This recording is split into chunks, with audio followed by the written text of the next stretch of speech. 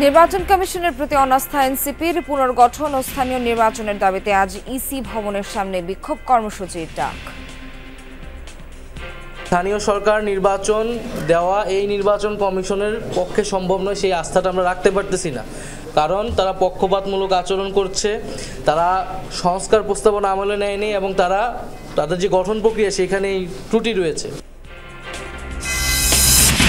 ইশরাককে শপথ পড়ানো ইস্যুতে হাইকোর্টের আদেশ, আজ ব্লকেট কর্মসূচিতে কয়েকটি শ্রমিক সংগঠনের সংহতি, বাসা বাড়ির ময়লা নেওয়া বন্ধের হুঁশিয়ারি। কোর্টের রায়কে তারা অমান্য করছে, তাহলে কি তারা আইনকে মান্য করছে? আমাদের এই দাবি আদায় না হওয়া পর্যন্ত আমরা রাজপথ ছাড়বো না। যত কুচক্রী মহলে থাকুক না কেন, আমরা পিছু হটবো না।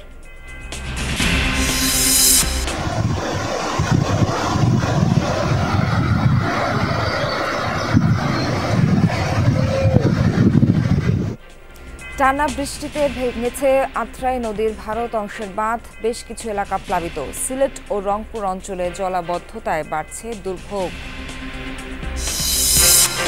শ্রম মন্ত্রণালয়ের আশ্বাসে কাকরাইলে পোশাক শ্রমিকদের অবরোধ কর্মসূচি প্রত্যাহার, কারখানা ও মালিকের বাড়ি বিক্রি করে পাওনা পরিশোধের ঘোষণা। নেত্রকোনায় গড়ে উঠেছে শ্রম বিক্রির হাট, আশপাশের জেলা থেকেও জড়ো হন দিনমজুররা। কর্মসংস্থান বাড়াতে কারখানা স্থাপনের দাবি। সিরাজগঞ্জের কুলিয়ারচর ও বাগধনাইলে দুই প্রভাবশালীর আধিপত্যের জেরে নিয়মিত সংঘর্ষ, হামলার ভয়ে গ্রাম ছাড়া অনেকে, অসহায় প্রশাসন। 2 মাস পর গাজায় ত্রাণ প্রবেশ করলেও ইসরায়েলি বাধায় হয়নি বিতরণ। খাদ্যাভাবে সবচেয়ে বেশি মৃত্যু ঝুঁকিতে উপত্যকার শিশুরা।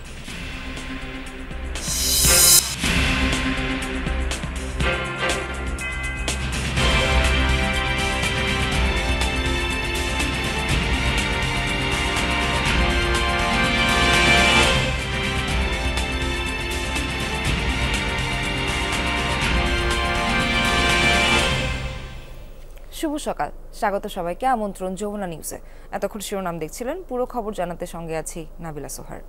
সংস্কার কমিশনের প্রস্তাব আমলে নিয়ে ইসি পুনর্গঠন এবং স্থানীয় সরকার নির্বাচনের দাবিতে আজ বেলা 11টায় আগারগাঁও নির্বাচন ভবনের সামনে বিক্ষোভের ডাক দিয়েছে জাতীয় নাগরিক পার্টি এনসিপি। নির্বাচন কমিশনের উপর অনাস্থার কথা জানান দলের আহ্বায়ক নাহিদ ইসলাম ও সদস্য সচিব আক্তার হোসেন। বর্তমান পরিস্থিতি থেকে উত্তরণে স্থানীয় সরকার নির্বাচন জরুরি মনে করে এনসিপি। দ্রুত নির্বাচন কমিশন পুনর্গঠনের দাবিও জানান তারা। সমসাময়িক ইস্যুতে রাজধানীর রূপায়ণ টাওয়ারের অস্থায়ী কার্যালয়ে সংবাদ সম্মেলন করে জাতীয় নাগরিক পার্টি। উপস্থিত ছিলেন দলের আহ্বায়ক নাহিদ ইসলাম, সদস্য সচিব আক্তার হোসেন সহ কেন্দ্রীয় নেতারা। সংস্কার কমিশনের প্রস্তাব আমলে নিয়ে নির্বাচন কমিশন পুনর্গঠন ও স্থানীয় সরকার নির্বাচনের দাবি জানায় এনসিপি। অনতিবিলম্বে সংস্কার কমিশনের প্রস্তাব আমলে নিয়ে নির্বাচন কমিশন পুনর্গঠন করতে এবং স্থানীয় সরকার নির্বাচনের উদ্যোগ গ্রহণ করতে আমরা অন্তর্বর্তীকালীন সরকারের প্রতি দাবি জানাচ্ছি। এই দাবিতে আগামীকাল জাতীয় নাগরিক পার্টি এনসিপি ঢাকা মহানগরের উদ্যোগে সকাল 11টায় নির্বাচন কমিশন কার্যালয়ের সামনে বিক্ষোভ সমাবেশ অনুষ্ঠিত হবে। দলের আহ্বায়ক নাহিদ ইসলাম জানান, বর্তমানে যে পরিস্থিতি তৈরি হয়েছে তার জন্য স্থানীয় সরকার নির্বাচন দেয়া জরুরি। নির্বাচন কমিশন পক্ষপাতমূলক আচরণ করছে বলেও অভিযোগ করেন দলের আহ্বায়ক। যে সংকটময় পরিস্থিতি তৈরি হয়েছে সেটার জন্য অনতিবিলম্বে স্থানীয় সরকার নির্বাচন দিয়ে দেওয়া উচিত এবং স্থানীয় সরকার নির্বাচন দেওয়া এই নির্বাচন কমিশনের পক্ষে সম্ভব নয়, সেই আস্থাটা আমরা রাখতে পারতেছি না। কারণ তারা পক্ষপাতমূলক আচরণ করছে, তারা সংস্কার প্রস্তাবনা আমলে নেয়নি এবং তাদের যে গঠন প্রক্রিয়া সেখানেই ত্রুটি রয়েছে। ফলে আমরা প্রথমে নির্বাচন কমিশনকে পুনর্গঠন করে স্থানীয় সরকার নির্বাচনের দাবি জানাচ্ছি। নাহিদ ইসলাম বলেন, কোনো দলকে সন্তুষ্ট করা অন্তর্বর্তী সরকারের কাজ নয়। তিনি বলেন, দেশের জন্য যা ভালো তাই করতে হবে। স্থানীয় সরকার নির্বাচন দেওয়ার মাধ্যমে বর্তমান রাজনৈতিক সংকটের সমাধান দেখছে এনসিপি। গণপরিষদ নির্বাচন ও জাতীয় নির্বাচনের তারিখ ঘোষণা হয়ে যাক, তারিখ ঘোষণা হয়ে সবাইকে আশ্বস্ত করেই তার আগে স্থানীয় সরকার নির্বাচনটি দিক, আমাদের সে বিষয়ে কোনো আপত্তি নেই। কিন্তু এখন যে সারা দেশে নাগরিকরা সেবা পাচ্ছে না এবং এই অবৈধ নির্বাচনগুলোর প্রার্থীরা আদালতে দৌড়াদৌড়ি করছে, নিজেদের একটু ক্ষমতার লোভে, একটু পদের লোভে, এগুলো একটা সংকটময় পরিস্থিতি তৈরি করেছে। ফলে এই সংকট থেকে বের হতে হলে স্থানীয় সরকার নির্বাচন দিতে হবে। এবং এদিকে ধানমন্ডিতে সমন্বয়কদের পুলিশ হেফাজত থেকে ছাড়িয়ে নেওয়ার বিষয়টি তদন্ত করা হচ্ছে বলেও জানান নাহিদ ইসলাম। গতকাল ধানমন্ডির বিষয়ে যেটা বলছেন সেটা আমরা শুনতে পেয়েছি, আমরা সেই বিষয়ে তদন্ত করছি, খতিয়ে দেখছি।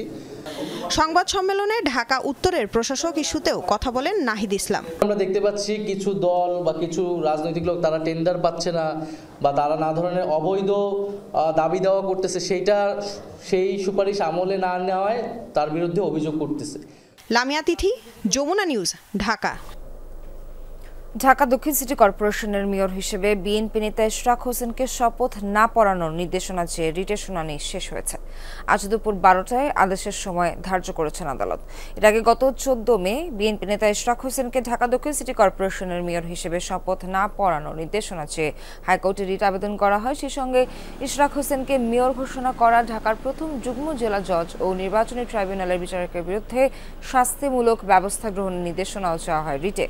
হাইকোর্টে রিট আবেদনটি করেন ঢাকা দক্ষিণ সিটি কর্পোরেশনের বাসিন্দা মোহাম্মদ মামুনুর রশিদ। গত 27 মার্চ বিএনপি নেতা ইশরাক হোসেনকে ঢাকা দক্ষিণ সিটি কর্পোরেশনের মেয়র ঘোষণা করেন আদালত। 27 এপ্রিল গেজেট প্রকাশ করেন নির্বাচন কমিশন।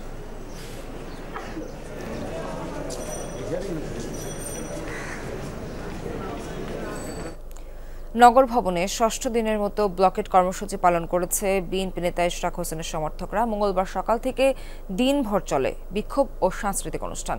এতে বন্ধ হয়ে যায় কর্পোরেশনের কার্যক্রম। ভোগান্তিতে পড়েন সেবা প্রার্থী ও পথচারীরা। এদিকে দুপুরে ব্লকেট কর্মসূচিতে সংহতি জানায় বিএনপিপন্থী বিভিন্ন শ্রমিক সংগঠন।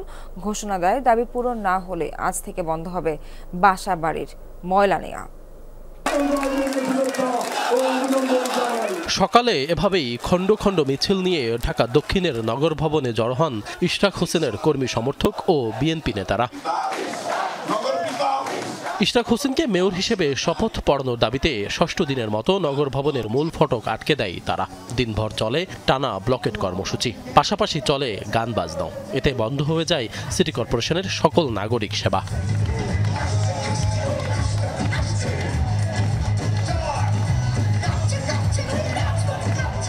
আন্দোলনকারীদের অভিযোগ, আদালতের রায়কেও বৃদ্ধাঙ্গুলি দেখাচ্ছে সরকারের একটি মহল। ইশরাকের জনপ্রিয়তায় ঈর্ষান্বিত হয়েই এমন করছে বলেও দাবি তাদের। নগরবাসীর সাথে এক ধরনের প্রতারণা করছে এই সরকার, বিশেষ করে স্থানীয় সরকার বিভাগে যারা সংশ্লিষ্ট রয়েছেন তারা কিন্তু তালবাহানা করছে, কাল ক্ষেপণ করছে।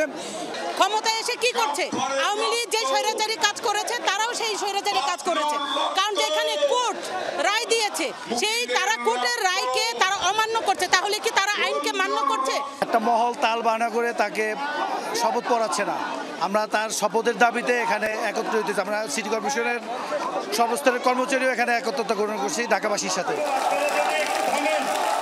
ইশরাককে মেয়র হিসেবে শপথ না পড়ানো পর্যন্ত আন্দোলন চলবে বলেও হুঁশিয়ারি দিয়েছেন বিক্ষোভকারীরা। আমাদের প্রাণপ্রিয় খোকা সাহেবের ছেলে উনি, আমরা চাই উনি আসুক এবং নগরকে সুন্দর করে সাজাক। যত কুচক্রী মহলে থাকুক না কেন আমরা পিছু হটবো না। ঢাকার জনতার মেয়র, জনতার ইশরাক হোসেন, তাকে তার যোগ্য স্থানে ফিরিয়ে দাও।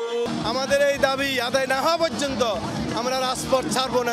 দুপুরে ব্লকেট কর্মসূচিতে সংহতি জানায় বিএনপিপন্থী বিভিন্ন শ্রমিক সংগঠন। ঘোষণা দেয়া হয় ইশরাককে মেয়র হিসেবে শপথ না পড়ালে বন্ধ করে দেয়া হবে বাসাবাড়ির ময়লা নেয়া। এদিকে টানা আন্দোলনে গুলিস্তান এলাকা স্থবির হয়ে পড়ে। দেখা দেয় তীব্র যানজট। ভোগান্তিতে পড়েন নগরবাসী। আশিক মাহমুদ, যমুনা নিউজ, ঢাকা। টানা বৃষ্টির কারণে ভেঙে পড়েছে আত্রাই নদীর ভারত অংশের বাঁধ। প্লাবিত বেশ কিছু এলাকা। মঙ্গলবার সকালে বাঁধটি ভেঙে যাওয়ার পর আতঙ্কিত এলাকাবাসী। টানা বৃষ্টিতে বাড়ছে নদীর জলস্তর। স্থানীয়দের আশঙ্কা, এভাবে পানি বাড়লে পুরোপুরি ধসে পড়তে পারে বাঁধটি। এতে তলিয়ে যাবে আশপাশের গ্রাম। বালুর বস্তা ফেলে অস্থায়ীভাবে চলছে ভাঙন রোধের চেষ্টা। এরই মধ্যে ড্যাম নির্মাণে পশ্চিমবঙ্গ রাজ্য সরকারের বিরুদ্ধে দুর্নীতির অভিযোগ তুলেছেন দক্ষিণ দিনাজপুরের সাংসদ এবং কেন্দ্রীয় প্রতিমন্ত্রী সুকান্ত মজুমদার। আত্রাই নদীটি বাংলাদেশ থেকে পশ্চিমবঙ্গের উত্তর দিক দিয়ে ভারতে প্রবেশ করে আবারও বাংলাদেশে প্রবাহিত হয়েছে। মাত্র 1 বছর আগে প্রায় 30 কোটি টাকা ব্যয়ে নির্মিত হয় এই ড্যাম। গেল ফেব্রুয়ারিতে একাংশে ভাঙন দেখা দেয়। স্থানীয়ভাবে করা হয় মেরামত। এই জায়গাটা কাজ হচ্ছে, ঠিকমতো কাজ হচ্ছে না। কাজ করছে, যাও কাজ করছে, সেগুলো হচ্ছে জোড়াতালি কাজ হচ্ছে। এরপরে যদি জল বেশি বাড়ে তাহলে পুরো এলাকাটা এবং মানে ফ্যামিলিগুলো সব জলে ইয়েতে ভেসে যাবে। এর আগেই একবার এই আত্মীর উপরে যে বাঁধ দেওয়া হয়েছিল সেই বাঁধের কিছুটা অংশ ভেঙে চলে গেছিল নদীর মধ্যে, আবার একটা অংশ পুরো ভেঙে চলে গেছে। পরিষ্কার বোঝা যাচ্ছে যখন এই বাঁধ তৈরি করা হয়েছিল বাঁধ অবৈজ্ঞানিকভাবে তৈরি হয়েছিল এবং চরম দুর্নীতি। একদিকে শ্যামাসুন্দরী খাল ভরাট, অন্যদিকে অপরিকল্পিত ড্রেনেজ ব্যবস্থাপনা, পরিষ্কার কার্যক্রম নেই দীর্ঘদিন, ফলে জলাবদ্ধতায় রংপুর মহানগরীর অনেক এলাকা, রাস্তা, বাসা বাড়িতে পানি, দুর্ভোগের শেষ নেই এলাকাবাসীর। খোদ আবহাওয়া অফিসেই হাঁটু পানি। সিটি কর্পোরেশন এখনই সজাগ না হলে 2020 সালের মতো জলাবদ্ধতার কবলে পড়বে এই নগরী। গেল 2 দিনের বৃষ্টিতে জলাবদ্ধ হয়ে পড়েছে রংপুর মহানগরীর 33টি ওয়ার্ডের অন্তত 75টি পাড়া। এর মধ্যে বাবুখা, মধ্য বাবুখা, কামারপাড়া, খামারপাড়া, মাস্টারপাড়ার অবস্থা বেশি খারাপ। বাসাবাড়ি, শিক্ষা প্রতিষ্ঠান সবখানেই জলাবদ্ধতা। বৃষ্টি হইলে ঘরে একনে পানি জমা হয়ে থাকে এক হাঁটু। খাওয়া নেওয়া চলা ফিরে খুবই কষ্ট হয়েছে বাবা। ড্রেনটা নিচু হয়ে গেছে, পানি ঘরে বিছনা থাকি পানি খাইতে পারতেছি না, রান্না করতে পারতেছি না। ছোট ছোট বাচ্চা নিয়ে পরিস্থিতি খুবই খারাপ। চারতলা মোড় থেকে মাস্টারপাড়া হয়ে বাবুখা এলাকা পর্যন্ত সড়কটিতে হাঁটু পানি, তলিয়ে গেছে আশেপাশের এলাকাও। ঘর দরজা ড্যামেজ হয়ে যাচ্ছে, আমাদের ফল বাগানের গাছ মরে যাচ্ছে। ভাড়াটিয়ারাও থাকছে না, তারা একটা রিজন দেখাচ্ছে যে বর্ষাকালে রাস্তা ডুবে যায়, অনেক পানি। খাইয়া বাগার বোঝাও যায় না, পড়ে যাওয়া লাগে, অনেক সময় প্যাসেঞ্জার ধরিয়েও পড়ে যাওয়া লাগে। ড্রেনেজ ব্যবস্থার উন্নতি না হওয়ায় ভোগান্তি যেন কমছেই না। নগরবাসীর লাইফলাইন শ্যামাসুন্দরী খালে পানি পড়ার পথ বন্ধ। এতে সিটি কর্পোরেশনের উদ্যোগ নিয়ে ক্ষুব্ধ ভুক্তভোগীরা। আবহাওয়া অফিসেও এখন হাঁটু পানি। নষ্ট হয়ে গেছে, মোটর চলে না, গাড়ি পানি বেশি হয়ে গেছে। রাস্তার ড্রেনেজ ব্যবস্থা এত খারাপ, আমরা ফার্মে কাজ করতে পারতেছি না, ব্যাগ যাইতেছি। সিটি কর্পোরেশন কোনো পরিকল্পনা নাই, সব অপরিকল্পিত, যার জন্য ড্রেন রাস্তার থেকে নিচা এবং ড্রেনের ভিতরে সব ময়লা আবর্জনা জাম হয়ে আছে। 23 মে পর্যন্ত থেমে থেমে বৃষ্টির কথা জানাচ্ছে আবহাওয়া বিভাগ। ড্রেনের আউটফল সমস্যা থাকার কথা বলেই দায় এড়াতে চায় সিটি কর্পোরেশন। থেমে থেমে বিশেষ করে রাত্রেবেলা করে বৃষ্টিপাতের প্রভাবটা বেশি থাকবে এবং এই সময়টাতে বজ্রপাতের সম্ভাবনাটাও বেশি। সুতরাং সব মিলিয়ে আগামী 23 তারিখ পর্যন্ত এই ধরনের পরিস্থিতি বিরাজমান থাকার সময়টাই বেশি। গঠনগত সমস্যা রয়েছে, যেটা আউটফলের দিকে পানিটা যাচ্ছে না। আমাদের প্রকৌশল টিমও এটাই তাদের অবজারভেশন যে এখানে আউটফলের দিকে পানিটা যেভাবে যাওয়ার কথা সেভাবে যাচ্ছে না, স্লোপিংটা সেভাবে হয়নি। তা আমরা এটা অবশ্য পরবর্তীতে একটা দীর্ঘমেয়াদীভাবে এটা ঠিক করতে হবে। 2020 সালে 10 ঘন্টায় 433 মিলিমিটার বৃষ্টিপাতের কারণে পুরো নগরীতে সৃষ্টি হয় 100 বছরের ইতিহাসে সবচেয়ে বেশি জলাবদ্ধতা। 205.70 বর্গ কিলোমিটার আয়তনের এই সিটিতে ড্রেনেজ ব্যবস্থা আছে মাত্র 263 কিলোমিটার। সরকার, মাঝারুল মান্নান, যমুনা নিউজ, রংপুর। এই বিষয়ে সবশেষ আপডেট জানাতে রংপুর থেকে যুক্ত হচ্ছেন সরকার মাঝারুল মান্নান। যাচ্ছি মাঝারের কাছে। মাঝার, বৃষ্টিপাত কি কমেছে? এখন নদীর পানি যা বৃদ্ধি পেয়েছিল সেটা কি কমার কোনো সম্ভাবনা আছে নাকি এখনো তেমনটাই অব্যাহত আছে? সবশেষ পরিস্থিতি আপনার কাছে জানতে চাই। সোহার, আবহাওয়া অফিস যেটি জানিয়েছে যে এই গেল রাতে প্রায় 88 মিলিমিটার বৃষ্টিপাত হয়েছে এবং এই বৃষ্টিপাতের কারণে যে রংপুর মহানগরীর যে 33টি ওয়ার্ড আছে, 33টি ওয়ার্ডের প্রায় 75টিরও বেশি যে পাড়া আছে, সেই পাড়ার বিভিন্ন এলাকা কিন্তু এর মধ্যে জলাবদ্ধ হয়েছে। আমরা যে জায়গাটিতে আছি এটি হচ্ছে পূর্ব বাবুখা মাস্টারপাড়া নামে একটি জায়গা। এটি হচ্ছে যে চারতলার মোড় থেকে বাবুখা পর্যন্ত যে সড়কটি, এই সড়কটি আপনি দেখবেন যে এখনো কিন্তু অনেক জায়গায় হাঁটু পানি, অনেক জায়গায় হাঁটু পানির নিচে পানি আছে এবং এই ধরনের একই অবস্থা কিন্তু এখানকার আশেপাশের যে কামারপাড়া, খামারপাড়া, দেওডোবা, পাঠানপাড়া, নীলকণ্ঠ, মেডিকেল, দর্শনা, মাহিগঞ্জ সহ বিভিন্ন এলাকায় এই জলাবদ্ধতাটা তৈরি হয়েছে। স্থানীয়রা যেটি বলছেন যে এই জলাবদ্ধতাটা তৈরির এই এলাকার যে তথ্যটা আমরা জানতে পেরেছি যে ড্রেন যে নির্মাণ করা হয়েছে, ড্রেনটা নিচু করা হয়েছে এবং একই সাথে যে ড্রেনের যে মুখগুলো আছে সেই মুখগুলো বন্ধ হয়ে গেছে এবং দীর্ঘদিন থেকে এই ড্রেনগুলো পরিষ্কার করা হয় না। এই বর্ষাকালের আগে সিটি কর্পোরেশন থেকে এলাকাবাসীর পক্ষ থেকে দাবি ছিল যে সিটি কর্পোরেশন দ্রুত এই ড্রেনগুলো পরিষ্কার করবে, কিন্তু পরিষ্কার করা হয় নাই। সে কারণে এই অবস্থাটা তৈরি হয়েছে। এবং আরও একটি তথ্য আমরা এখানে এসে পেয়েছি যে এখান থেকে যে আপনি জানেন যে এই মহানগরীর লাইফ লাইন সেটি হচ্ছে শ্যামাসুন্দরী খাল, এই ড্রেনের যে মুখগুলো অর্থাৎ আউটফল, সেই আউটফলগুলো শ্যামাসুন্দরী খালে দেয়া আছে, কিন্তু শ্যামাসুন্দরী খালও ভরাট হয়ে যাওয়া এবং একই সাথে এই এলাকার যে পানিগুলো আছে সেই পানিগুলো কামারপাড়ার মুলাটুল মসজিদের মুলাটুল মাদ্রাসার পাশে একটি ব্রিজ আছে, সেই ব্রিজের পাশ দিয়ে আউটফলটি করা আছে, কিন্তু সেখানেও একটি বিল্ডিং নির্মাণ করার কারণে এলাকাবাসীর যেটা অভিযোগ সেইটি বন্ধ হয়ে গেছে এবং সে কারণে এই পানিগুলো এখান থেকে নামছে না। বিপরীতে সিটি কর্পোরেশন এইখানে যে কোনো ধরনের উদ্যোগ নিবে সেটি কিন্তু নিচ্ছে না। আমরা গতকাল কথা বলেছিলাম সিটি কর্পোরেশনের প্রধান নির্বাহী কর্মকর্তা এবং প্রশাসক বিভাগীয় কমিশনার জনাব শহীদুল ইসলাম এবং প্রধান নির্বাহী কর্মকর্তা উম্মে ফাতেমার সাথে। তিনি এই এলাকাটার ব্যাপারে যেটি বলেছিলেন যে এখানে এই আউটফলটি, ড্রেনের যে আউটফলটি আছে, আউটফলগুলো ঠিকভাবে ফাংশনিং না, সে কারণেই এই অবস্থাটি তৈরি হয়েছে এবং তারা অন্যান্য এলাকাগুলো থেকে পানি কিভাবে নামিয়ে নেওয়া যায় সেই কথা তারা বলছেন যে তাদের 3টি টিম রংপুর সিটি কর্পোরেশনের 33টি ওয়ার্ডে এই কাজটি করছে, বিভিন্ন জায়গা থেকে পানি নামানোর কাজটি করছে। আপনি জানেন যে 2020 সালে এই রংপুর মহানগরীতে 10 ঘন্টায় প্রায় 433 মিলিমিটারেরও বেশি বৃষ্টিপাত হয়েছিল এবং সেই বৃষ্টিপাতের কারণে পুরো নগরী কিন্তু জলাবদ্ধ হয়ে পড়ছিল এবং তখনকার পরিসংখ্যান যেটি আমরা জেনেছিলাম যে প্রায় 100 বছরেরও বেশি সময় মানে ইতিহাসে এটি সর্বোচ্চ ছিল এবং সে কারণে কিন্তু প্রায় 1.5 মাস ধকল সামলাতে হয়েছে এই নগরবাসীকে। এবং এখন যেটি এই এলাকার পরিস্থিতি, যদি আবহাওয়া অফিস যেটি বলছে যে আগামী 23 মে পর্যন্ত এটি চলবে, এই দিনের বেলা থেমে থেমে এবং রাতের বেলা মুষলধারে বৃষ্টি হবে। এই বৃষ্টি যদি অব্যাহত থাকে তাহলে এই এলাকার পানি মোটামুটি নিঃসরণ হতে প্রায় মাসখানিকের মতো সময় লাগবে এবং এই 1 মাস এই এলাকার যে লোকজন আছেন তারা চরম ভোগান্তিতে থাকবেন বলে তারা ধারণা দিয়েছেন এবং তারা বারবার বলার যেটি চেষ্টা করছেন যে যত দ্রুত সম্ভব সিটি কর্পোরেশন এখানে ব্যবস্থা নিক এবং বিশেষ করে যে ড্রেনগুলো আছে সেই ড্রেনের যে আউটফলের এরিয়াগুলো আছে যেখানে বদ্ধ হয়ে আছে সেগুলো খুলে দেওয়া হোক এবং ড্রেনগুলো পরিষ্কার করা হোক, এই দাবি তারা করেছেন। মাজহার, ধন্যবাদ আপনাকে। শ্রম মন্ত্রণালয়ের আশ্বাসে কাকরাইল থেকে অবরোধ কর্মসূচি প্রত্যাহার করেছেন তৈরি পোশাক কারখানার শ্রমিকরা। মঙ্গলবার বিকেলে বকেয়া বেতন ও অন্যান্য পাওনার দাবিতে অবস্থান নেয় টিএনজেড অ্যাপারেলসের 8টি সহ মোট 9টি কারখানার কয়েক হাজার শ্রমিক। পরে সন্ধ্যায় শ্রমিকদের সাথে কথা বলেন কলকারখানা ও প্রতিষ্ঠান পরিদর্শন অধিদপ্তরের মহাপরিদর্শক ও শিল্প পুলিশের ডিআইজি। তারা আশ্বাস দেন কারখানা এবং মালিকের বাড়ি বিক্রি করে পাওনা পরিশোধ করা হবে। অবশ্য কবে নাগাদ পাওনা পরিশোধ করা হবে তার সুনির্দিষ্ট আশ্বাস না পাওয়া পর্যন্ত আন্দোলন চালিয়ে যাওয়ার ঘোষণা দেন শ্রমিকরা। পরে আগামী 7 কার্যদিবসের মধ্যে টিএনজি গ্রুপের ওয়াশিং প্ল্যান্ট এবং মহাখালী ডিওএইচএসে মালিকের বাড়ি বিক্রি সহ 5 সিদ্ধান্ত গ্রহণ করে শ্রম মন্ত্রণালয়। এর পরপরই কাকরাইলের অবরোধ কর্মসূচি প্রত্যাহার করেন কর্মীরা।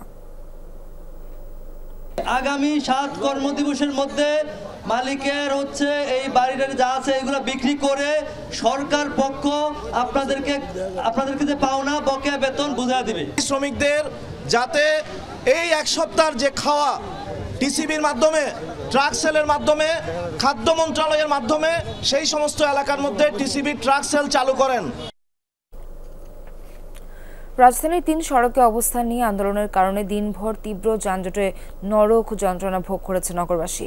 এই চিত্র একদিনের নয়, 9 মাস ধরে এভাবেই সড়ক অবরোধ করে চলছে দাবি আদায়ের উৎসব। এতে তীব্র ক্ষোভ রাস্তায় বের হওয়া মানুষের। আন্দোলনকারীদের রাস্তা আটকানোর আগে জনভোগান্তি নিয়ে ভাবতে বলছেন নগরবাসী। মনিরুল ইসলামের রিপোর্টে থাকছে বিস্তারিত। নগর পিতা হিসেবে শপথ নিয়ে নগরবাসীকে সেবা দিতে চান ইশরাক হোসেন, কিন্তু সেই দাবিতে 1 সপ্তাহ ধরে নগরবাসীকে তীব্র ভোগান্তি দিয়ে যাচ্ছেন ইশরাক সমর্থকরা। 4 দিন ধরে নগর ভবনের সামনে রাস্তা আটকে আন্দোলন করছিল তারা, আর 2 দিন ধরে ওই সড়ক সহ গোলাপশাহ মাজার মোড় অবরোধ করেছেন বিএনপি নেতাকর্মীরা। এতে গুলিস্তান ও এর আশপাশের সড়ক হয়ে পড়েছে অবরুদ্ধ।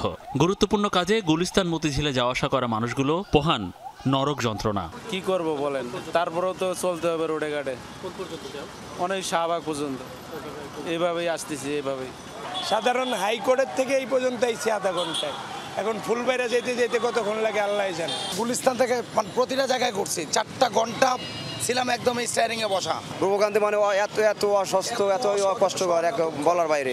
এর মধ্যে দুপুর থেকে শুরু হয় মুষলধারে বৃষ্টি। এ কারণে প্রতিটি সড়কে বাড়তে থাকে যানজট। এর মাঝে বিকেলে শাহবাগ মোড় অবরোধ করে ছাত্রদল, আর কাকরাইল মোড়ে অবস্থান নেয় 9টি গার্মেন্টসের শ্রমিকরা। গুলিস্তান, পল্টন, মৎস্য ভবন, শাহবাগ, নিউ মার্কেট, ফার্মগেট হয়ে যানজট ছাড়িয়ে যায় গাবতলী উত্তরার দিকে। বৃষ্টির মধ্যে একে তো চাকা নড়ে না গাড়ির, অন্যদিকে যানবাহন সংকট। রাস্তাতেই ঘন্টার পর ঘন্টা কেটে যায় নগরবাসীর। দুর্ভোগেই আছি এখন বলা চলে আর কি ধরনের দুর্ভোগ? তো সেটা তো যে রাস্তায় জ্যাম, আজকে আরও বৃষ্টির কারণে একটু তো জ্যাম হবেই, আরও দেখা যাচ্ছে। 10টা থেকে 9টা বাজে বাসাতে রওনা দিচ্ছি, এখানে আসতে আমার লাগে 10 মিনিট, এখানে আমার লাগছে 2 থেকে 3 ঘন্টা। এই গুড়ি বৃষ্টির মধ্যে মানুষের আসা যাওয়া, তার মধ্যে আন্দোলন, সব জায়গায় রাস্তা জ্যাম, মানে আসলে এটা শেষ কোথায় আসলে জানি না আমরা। এই যে অনেকক্ষণ দাঁড়িয়ে আছি, এখনো কোনো বাস আসতেছে না, খুবই কষ্ট। আবার ওদিকে শাহবাগ বন্ধ, হেঁটে যাবো বৃষ্টির জন্য, ওটাও তো উপায় নাই। যারা কথায় কথায় রাস্তা আটকে মানুষকে কষ্ট দেন, তাদেরকে একটু মানবিক হওয়ার আহ্বান জানান ভুক্তভোগী নগরবাসী। বাংলাদেশে গণতান্ত্রিক দেশ, সেটা হতেই পারে, তবে অবশ্যই নিয়মতান্ত্রিকভাবে যেন এটা আমাদের সরকারকে সহযোগিতা করা হয়। আমরা চাই যে আন্দোলনটা অ্যাটলিস্ট শাহবাগের মোড়ে না করে অন্য জায়গায় করুক। সাধারণ মানুষকে কষ্ট দেওয়ার তো কোনো মানে হয় না। সন্ধ্যার দিকে গুলিস্তান ও শাহবাগ মোড়ে অবরোধ তুলে নেওয়ার পর যানবাহন চলাচল স্বাভাবিক হয়, কিন্তু যানজটের প্রভাব থেকেই যায়। মনিরুল ইসলাম, যমুনা নিউজ, ঢাকা। এবার জুলাই আগস্ট গণহত্যায় আদালতের বিচার কাজ সরাসরি দেখতে পারবেন যে কেউ, এমন তথ্যই ফেসবুকের মাধ্যমে জানিয়েছেন আন্তর্জাতিক অপরাধ ট্রাইব্যুনালের চিফ প্রসিকিউটর মোহাম্মদ তাজুল ইসলাম। এদিকে সুপ্রিম কোর্টে গুরুত্বপূর্ণ ও সাংবিধানিক গুরুত্ব আছে এমন মামলা শুনানি সরাসরি বা রেকর্ড করে সম্প্রচার করার প্রশ্নে রুল জারি করেছেন হাইকোর্ট। আইনজীবীরা বলছেন এমন উদ্যোগ বাড়াবে বিচারের ক্ষেত্রে স্বচ্ছতা। 1945 থেকে 46-এর কথা। দ্বিতীয় বিশ্বযুদ্ধের পর জার্মানির হিটলারের নাৎসি বাহিনীর বিচারে গঠিত হয় বিশেষ ট্রাইব্যুনাল। তখন সেই ট্রাইব্যুনালের বিচার প্রক্রিয়া টেলিভিশনে সম্প্রচার করা হয়। এছাড়া ইরাকের প্রেসিডেন্ট সাদ্দাম হোসেন, মিশরের প্রেসিডেন্ট মুরসি সহ আরও অনেক গুরুত্বপূর্ণ মামলার বিচারের দৃশ্য সম্প্রচার করে গণমাধ্যম। এবার জুলাই আগস্টের মানবতা বিরোধী অপরাধের বিচারে গঠিত ট্রাইব্যুনালে বিচার কাজ সরাসরি দেখানোর উদ্যোগ নিয়েছে ট্রাইব্যুনাল। এরই মধ্যে প্রযুক্তিগত সকল সুবিধা নিশ্চিত করা হয়েছে। প্রসিকিউশন বলছে বিচারের স্বচ্ছতা নিশ্চিত করতে এই উদ্যোগ, তবে এই ক্ষেত্রে লাগবে ট্রাইব্যুনালের অনুমতি। ট্রাইব্যুনালের সেই সেটআপটা, ওখানে ক্যামেরা, সাউন্ড সিস্টেম এবং সকল প্রকার ডিজিটালাইজেশনটা সম্পন্ন হয়েছে। এখন ট্রাইব্যুনাল কোর্টরুমের ভেতরে যে বিচার কার্য হবে ট্রাইব্যুনালের অনুমতি সাপেক্ষে সেটিকে পাবলিকলি ব্রডকাস্ট করা যাবে। এদিকে সুপ্রিম কোর্টে গুরুত্বপূর্ণ ও সাংবিধানিক প্রশ্ন সম্পর্কিত মামলার শুনানি সরাসরি সম্প্রচার করার প্রশ্নে রুল জারি করেছেন হাইকোর্ট। রুলে বাংলাদেশ সুপ্রিম কোর্টের জনগুরুত্বপূর্ণ ও সাংবিধানিকভাবে তাৎপর্যপূর্ণ মামলাগুলো কেন সরাসরি সম্প্রচার করা হবে না তা জানতে চাওয়া হয়েছে। মঙ্গলবার হাইকোর্টের বিচারপতি মোহাম্মদ হাবিবুল গনি ও বিচারপতি সৈয়দ মোহাম্মদ তাজরুল হোসেনের সমন্বয়ে গঠিত বেঞ্চ এ আদেশ দেন। আইনজীবীরা বলছেন বিচার কার্য সম্প্রচার করা হলে তা বিচার প্রক্রিয়াকে স্বচ্ছ করবে, নিশ্চিত হবে জবাবদিহিতা। বাংলাদেশের মানুষ জানতে পারছে কোর্টে কি আর্গুমেন্ট হচ্ছে, কেউ তো জানে না। তো জানলে অসুবিধা কোথায়, আর জানাতেই বা আমাদের অসুবিধা কোথায়? এটা হওয়া উচিত। ভারত, পাকিস্তান সহ বিশ্বের অন্তত 21টি দেশে আদালতের কার্যক্রম সরাসরি সম্প্রচারের মাধ্যমে সর্বসাধারণের দেখার সুযোগ রয়েছে। মাইনুল মারুফ, যমুনা নিউজ, ঢাকা। নেত্রকোনা শহরে গড়ে উঠেছে শ্রম বিক্রির হাট। প্রতিদিন বিভিন্ন স্থান থেকে শ্রম বিক্রি করতে হাটে জড়ো হন শত শত মানুষ। দরদাম ঠিক হওয়ার পর দিনমজুরের কাজ করেন তারা, তবে প্রতিদিন ভাগ্যে জোটে না কাজ।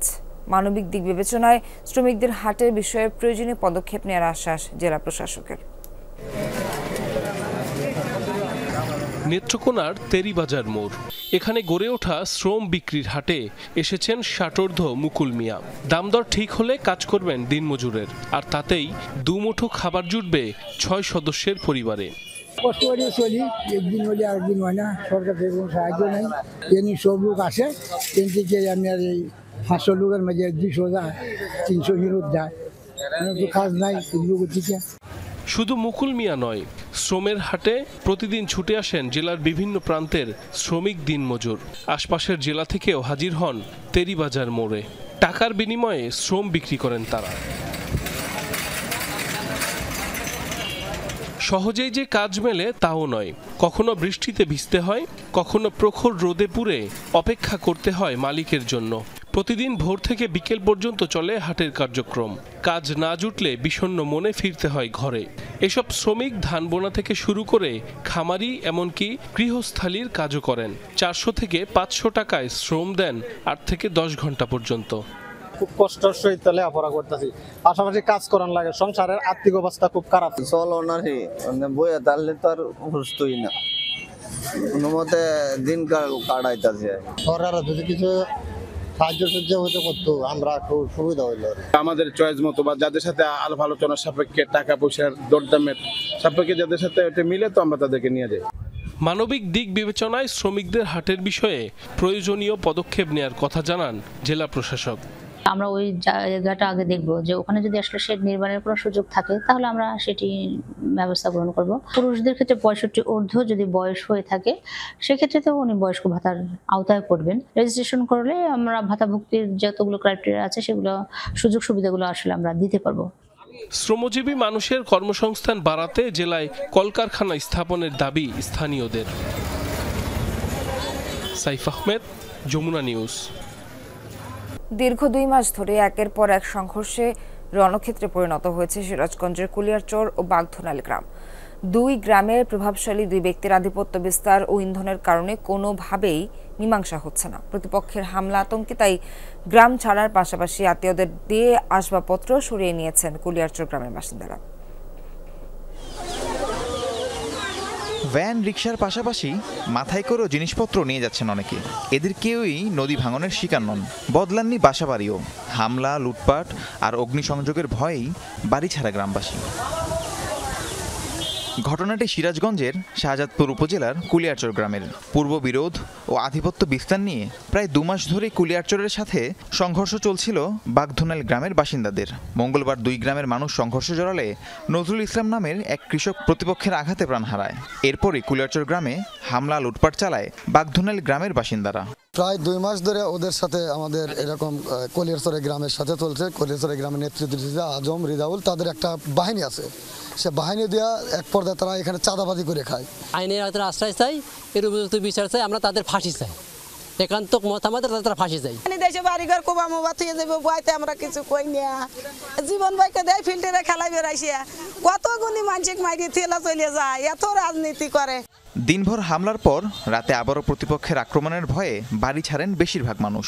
লুটপাট থেকে রক্ষায় আত্মীয়দের দিয়ে বাড়ি থেকে সরিয়ে নেন আসবাবপত্র, গবাদি পশু। মানুষ মরছে কি না মরছে ওরা নিজে হাতে মাইরে লয়া সব জিনিসপাতি লুটপাট করতেছে। সবাইকে তার উপরে কইলাম আমার স্বামীর কাছে চালের বস্তা দিয়ে দিছি, সব চালের বস্তা নিয়ে যাচ্ছে। 2 গ্রুপ যখন সমস্যা হইলো আমরা বাইরে গ্রাম লোক ফাঁকে চলে গেলাম।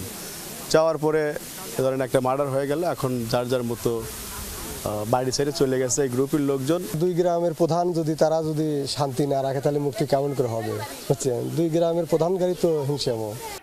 পুলিশ জানায় 2 প্রভাবশালীর ইশারায় গ্রামবাসীদের সংঘর্ষ মীমাংসা করা যাচ্ছে না।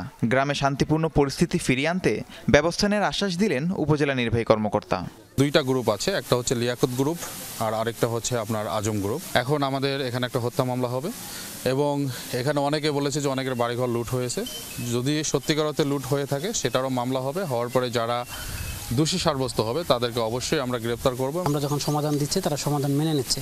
যখন তারা গ্রামে চলে আসতেছে তখন দেখা যাচ্ছে যে তারা আবার চেঞ্জ হয়ে যাচ্ছে এবং তাদের মতে করে একজন এটা মানে অনুধাবন করতেছে, অন্যজন আবার সেই উস্কাই দিচ্ছে। এভাবে এটা লেগে আছে। আমরা নিয়মিত কাউন্সেলিং করব, যদি দেখা যায় কীভাবে সমাধান করা যায় আমরা ব্যবস্থা গ্রহণ করব। দীর্ঘদিন ধরে চলা এই সংঘর্ষে 2 গ্রামের বাসিন্দারা থানা ও আদালতে মামলা করেছেন 25টি। রাহিম সারোয়ার, যমুনা নিউজ। পরিপক্ক হওয়ার আগে গাছ থেকে লিচু পাড়ছেন মেহেরপুরের বাগানীরা। বৈরী আবহাওয়ার কারণেই এবছর লিচুর ফলন কম বলছেন চাষি। যা উৎপাদন হয়েছে তার মধ্যেও নষ্ট হয়েছে মৌসুমি ফল। পুঁজি হারানোর শঙ্কায় তাই সময়ের আগেই ফল নামাচ্ছেন বাগানীরা। গাছ থেকে লিচু নামানোর ধুম, তবে পরিপক্ক নয়, অপরিপক্ক লিচুই বাজারে নিয়ে যাচ্ছেন মেহেরপুরের চাষিরা। বাগানীরা বলছেন মৌসুমের শুরু থেকেই দেখা মেলেনি বৃষ্টির। তাপপ্রবাহের কারণে এবছর লিচু আকারে যেমন ছোট তেমনই নষ্ট হয়েছে স্বাদ। গাছে রাখলে লোকসান হতে পারে এমন শঙ্কায় আগেভাগেই নামানো হচ্ছে আটি জাতের লিচু। যে 4 দিন খরানি পড়লো, ওই 4 দিনে খরানি লিচু সব লসের খাতায়। সবটা লিচুই নষ্ট, কোনো লিচুই ভালো নেই। প্রপার বৃষ্টি না হলে লিচু কখনোই ভালো হবে না। প্রচণ্ড তাপে লিচু পুড়ে যাইছি, চাষি দাম পাইছি না। আর যে লিচু হয়েছে তাতে বাদ যাইছি বেশি, পচা বেড়ে যাইছি। অন্যান্য বছরের তুলনায় এবার বাগানে পাইকারদের আনাগোনাও কম। মৌসুমে শুরু হওয়ায় এই অপরিপক্ক লিচু বিক্রি হচ্ছে প্রতি 350 টাকা দরে। বাগানওয়ালাদের পর্যাপ্ত দাম পাওয়ার সত্ত্বেও তাদের লস হচ্ছে এবং আমরা যে কিনি বিক্রি করছি আমাদেরও প্রচুর লস হচ্ছে। 250-300 টাকা পণ কিনছি, কেনার পরে লিচু এতগুলো লিচু কেনার পরে দেখছি প্রত্যেকটা লিচুতেই পোকা, প্রত্যেকটা লিচুই নষ্ট। চিকিৎসকরা বলছেন অপরিপক্ক এই ফল মারাত্মক স্বাস্থ্য ঝুঁকিতে ফেলতে পারে ভোক্তাকে। পেটের অসুখ হতে পারে, যেমন ডিসেন্ট্রি, ডায়রিয়া, অ্যালার্জি হতে পারে। এক্ষেত্রে আমাদের সবসময় উচিত ফলটা গাছে পাকিয়ে খাওয়া অথবা ভালো করে ধৌতকরণ বা এগুলো মেনটেন করে খাওয়া উচিত। ফলের ক্যালেন্ডার অনুযায়ী গাছ থেকে নামানো ও বাজারজাতের পরামর্শ কৃষি বিভাগের। গায়ের কাটাগুলো একটু লেপটে যাবে বা মসৃণ হয়ে যাবে, তখন সেটা পরিপক্ক হবে বলে আমরা জানি। আমাদের পরামর্শ একটু দেরি করে পরিপক্ক হওয়ার পরে তারা গাছ থেকে লিচু সংগ্রহ করে। কৃষি সম্প্রসারণ অধিদপ্তরের তথ্য মতে চলতি বছর মেহেরপুরে 725 হেক্টর জমিতে লিচুর আবাদ হয়েছে। জারিন অর্নি, যমুনা নিউজ। ঝালকাঠিতে মুগ ডালের বাম্পার ফলনে হাসি ফুটেছে কৃষকের মুখে। জেলার চাহিদা মিটিয়ে চলে যাচ্ছে দেশের বিভিন্ন প্রান্তে। ভালো দাম পাওয়ায় চাষে আগ্রহ বাড়ছে কৃষকদের। সংশ্লিষ্টদের মত সঠিক পরিচর্যা ও প্রশিক্ষণ পেলে গ্রামীণ অর্থনীতিতে ভূমিকা রাখবে মুগ ডাল। বলছেন এতে কৃষি উদ্যোক্তার পাশাপাশি কাজের সুযোগ বাড়বে। ঝালকাঠিতে জনপ্রিয় হয়ে উঠেছে মুগ ডাল চাষ। বাড়ি মুগ এবং বিনা মুগ 4 ও 6 জাতের মুগ ডালে ভরে উঠেছে 4 উপজেলার 2600 হেক্টর জমি, যার বাজার মূল্য 40 কোটি টাকা। ফলন আসার পরে 3 ধাপে ডাল উত্তোলন করতে পারছেন নারী ও পুরুষ কৃষকরা। আমরা মুগ ডাল চাষ করার জন্য খুব আগ্রহী, আর চাষ করতেছি। সাথে কর জায়গায় আমাদের ফলন খুব ভালো হয়েছে, বৃষ্টি হয়েছে বা ফসল ভালোই হয়েছে। আমার নিজের মেশিন দিয়ে চাষ করছি, তাতে আমার খরচ কম হয়েছে। কৃষি অধিদপ্তর বলছে কৃষকদের প্রয়োজনীয় পরামর্শ দেয়া হচ্ছে, ব্যবহার বেড়েছে প্রযুক্তির, এতে ফলন বেড়েছে। মুগের বাজার দর বেশ ভালোই আছে। আমরা আশা করছি কৃষকরা তাদের ন্যায্য মূল্য পাবে এবং কৃষকরা লাভবান হবে। এবং এই সংক্রান্ত অন্যান্য যে প্রযুক্তিগত বিষয়ে আমরা বিভিন্ন প্রশিক্ষণ এবং মাঠ দিবসে তাদেরকে জানানোর চেষ্টা করছি, যাতে করে তারা এই মুগের ফসল আবাদেও একটা স্বয়ংসম্পূর্ণতা অর্জন করতে পারে। এবার লক্ষ্যমাত্রার চেয়ে 27 হেক্টর জমিতে মুগ ডালের আবাদ বেশি হয়েছে। আফরোজা লামিয়া, যমুনা নিউজ। দীর্ঘ 11 সপ্তাহ পর গাজায় ত্রাণ প্রবেশ করলেও ইসরায়েলের বাধায় এখনও বিতরণ করা যায়নি মানবিক সহায়তা, এমনটা জানিয়েছে জাতিসংঘ। অভিযোগ, নেতানিয়াহু প্রশাসন অনুমতি না দেওয়ায় সীমান্ত থেকে গুদাম এবং সরবরাহস্থলে পাঠানো যায়নি ত্রাণ সামগ্রী। ঘণ্টার পর ঘণ্টা সেগুলো কেরেম শালোম ক্রসিংয়ে পড়ে আছে। এর আগে প্রায় 3 মাস পর 9টি ত্রাণবাহী ট্রাক প্রবেশ করে অবরুদ্ধ উপত্যকায়, যা প্রয়োজনের তুলনায় মাত্র 1%। পরে চাপের মুখে গড়ে প্রতিদিন 100টি ত্রাণবাহী ট্রাক প্রবেশের অনুমতি দেয় তেল আবিব, যেখানে উপত্যকাটির জন্য দিন প্রতি গড়ে অন্তত 500টি ট্রাক প্রয়োজন।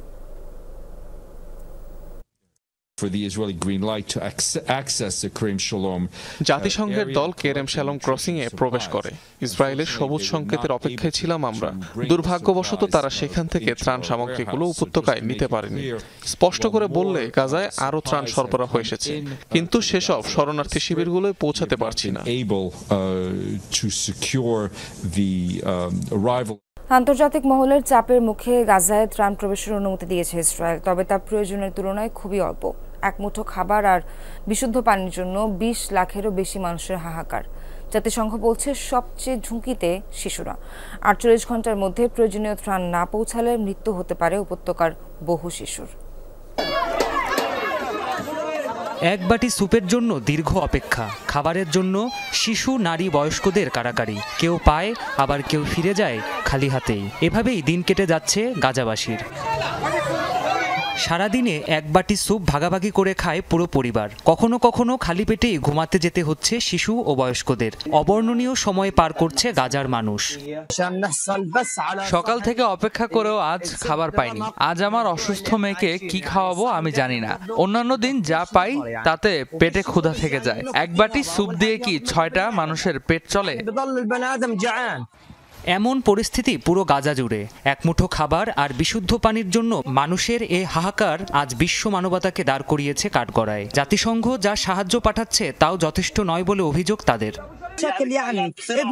এখানে অবস্থা খুবই শোচনীয়। তারা যেটুকু সাহায্য পাঠাচ্ছে তা যথেষ্ট নয়। যেটুকু ত্রাণ আসে মানুষ তা নিয়ে নিজেদের মধ্যে লড়াই করে, কারণ সবাই ক্ষুধার্ত, সবাই খাবার চাইছে। আমি চাই আরো ত্রাণ আসুক, আমরা যা পাবো সেটাই ভাগাভাগি করে নেব। আশ্রয়হীন গাজাবাসীর খাবার প্রয়োজন। অসুস্থ বাচ্চাদের হাসপাতালে নিতে ডাক্তার তাদের পুষ্টিকর খাবার দিতে বলে। তাদের ভিটামিন, খাবার আর বিশুদ্ধ পানি প্রয়োজন। এরপরও থেমে নেই ইসরায়েলি আগ্রাসন। বোমার আঘাতে প্রতিদিন নিরপরাধ মানুষ হত্যা করেও থামছে না তাদের রক্তের নেশা। বাধা দেওয়া হচ্ছে ত্রাণ সরবরাহেও। গাজায় সবচেয়ে বেশি ঝুঁকিতে রয়েছে শিশুরা। জাতিসংঘ সতর্ক করেছে পরবর্তী 48 ঘন্টার মধ্যে বহু শিশু মৃত্যুর মুখে পড়তে পারে শুধুমাত্র খাদ্য ও পুষ্টিহীনতার কারণেই। আমরা আরো বেশি সংখ্যক ত্রাণবাহী ট্রাক প্রবেশের অনুমতি চেয়েছি। এই সংখ্যা আগের তুলনায় অনেক বেশি। আমরা আশা করছি এই ট্রাকগুলো গাজা উপত্যকার দূরবর্তী এলাকাগুলোতেও পৌঁছানো সম্ভব হবে। জাতিসংঘের মাঠ পর্যায়ের দলগুলোর তথ্য অনুযায়ী গাজায় 20 লাখেরও বেশি মানুষ চরম খাদ্য সংকটে রয়েছে। এই পরিস্থিতিতে দৈনিক অন্তত 500 ট্রাক সহায়তা পৌঁছানো জরুরি হয়ে পড়েছে গাজা উপত্যকায়। প্রাণপ্রতিম কুণ্ডু, যমুনা নিউজ। সিরিয়ার উপর থেকে এবার সব ধরনের অর্থনৈতিক নিষেধাজ্ঞা তুলে নিয়েছে ইউরোপীয় ইউনিয়ন। মঙ্গলবার এই ঘোষণা দেন সংস্থাটির পররাষ্ট্র নীতি বিষয়ক প্রধান কায়া কালাস। বেলজিয়ামের রাজধানী ব্রাসেলসে সদস্য দেশগুলো পররাষ্ট্রমন্ত্রীদের বৈঠক শেষে তিনি জানান, যুদ্ধবিধ্বস্ত দেশটির অর্থনীতি পুনরুদ্ধারের প্রক্রিয়াকে ত্বরান্বিত করতেই এই সিদ্ধান্ত। এ সময় নতুন অংশগ্রহণমূলক ও শান্তিপূর্ণ সিরিয়া প্রতিষ্ঠায় পাশে থাকার প্রত্যয় ব্যক্ত করে কায়া কালাস। গত সপ্তাহে মধ্যপ্রাচ্য সফরের সময় সিরিয়ার ওপর থেকে নিষেধাজ্ঞা তুলে নেওয়ার ঘোষণা দেন মার্কিন প্রেসিডেন্ট ডোনাল্ড ট্রাম্প।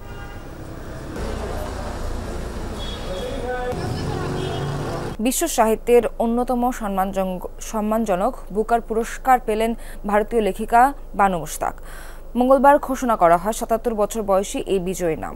কান্নাড়া ভাষায় রচিত গল্প সমগ্র হার্ট ল্যাম্প বইটির জন্য বিশেষ সম্মাননায় ভূষিত হন তিনি। দক্ষিণ ভারতে বসবাসরত মুসলিম নারীদের প্রাত্যহিক জীবনের উপর নির্মিত 12টি ছোট গল্প সংকলিত হয়েছে বইটিতে, যেখানে উঠে এসেছে নারীদের পারিবারিক জীবনের নানা চিত্র ও সংগ্রাম। পেশাগত জীবনে বানু মুশতাক একাধারে সাংবাদিক, মানবাধিকার কর্মী ও আইনজীবী। কাজ করেন নারী অধিকার নিয়েও।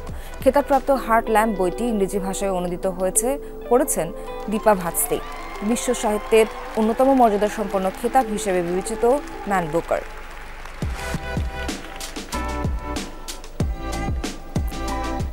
ভিন্ন প্রজাতির বানরের নবজাতক শিশুকে অপহরণ করতে দেখা গেল আরেক জাতের বানরকে। সম্প্রতি পানামার একটি ছোট দ্বীপে বসানো সিসিটিভি ক্যামেরায় ধরা পড়ল এ দৃশ্য। হাওলার জাতের বানরের সদ্য ভূমিষ্ঠ সন্তানকে চুরি করে পালিয়ে যায় ক্যাপুচিন জাতের পুরুষ বানর।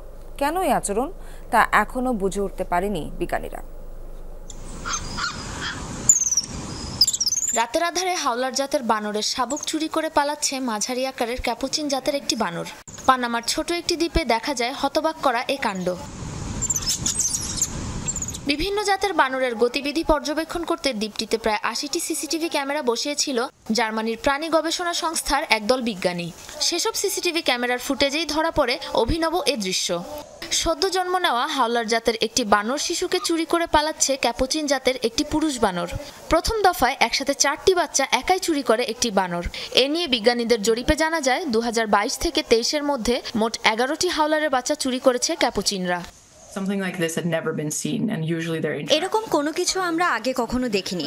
সাধারণত নিজেদের চঞ্চল স্বভাবের কারণে হাওলার জাতের বানরদের তাড়া করে বেড়ায় ক্যাপুচিনরা, কিন্তু তাদের বাচ্চা অপহরণ করার মতো কাজ করার কথা কখনো ভাবতেও পারিনি। শুধুমাত্র পুরুষ জাতের ক্যাপুচিনেরই রয়েছে বাচ্চা চুরির নজির। মায়ের যত্ন ও যথাযথ খাবারের অভাবে বেশিরভাগ সময়ই মারা যায় চুরি হওয়া এসব বাচ্চারা। তখন মৃত বাচ্চা নিয়েও ঘুরতে দেখা যায় পুরুষ ক্যাপুচিনদের। আমাদের গবেষণা থেকে বোঝা যায় যে ক্যাপুচিন বানরের মতো বুদ্ধিমান একটি প্রাণীকে পর্যবেক্ষণে রেখে এমন অনেক আচরণ শেখানো সম্ভব যা মানুষ ছাড়া আর কোনো প্রাণীর পক্ষে করা অসম্ভব। আমার মনে হয় বানর জাতিটির নিজ থেকে রপ্ত করা এসব আচরণগুলো দেখতেও মজা লাগবে। ক্যাপুচিন ছাড়া প্রাণী জগতের অন্য কোনো জীবের মধ্যে আজ পর্যন্ত দেখা দেয়নি এমন কোনো বৈশিষ্ট্য। প্রচণ্ড অনুকরণ প্রিয় হওয়ায় মানুষের মতো খাবার খাওয়া, সামুদ্রিক প্রাণীর খোলস ভাঙতে পাথরের যন্ত্র ব্যবহার করার মতো আচরণও রপ্ত করেছে এ বানরগুলো। কিন্তু সব ছাপিয়ে কেন স্বজাতির বাচ্চা অপহরণ করে ক্যাপুচিনরা, তার উত্তর এখনো খুঁজে পায়নি বিজ্ঞানীরা। সাবরিনা নুসরাত, যমুনা নিউজ।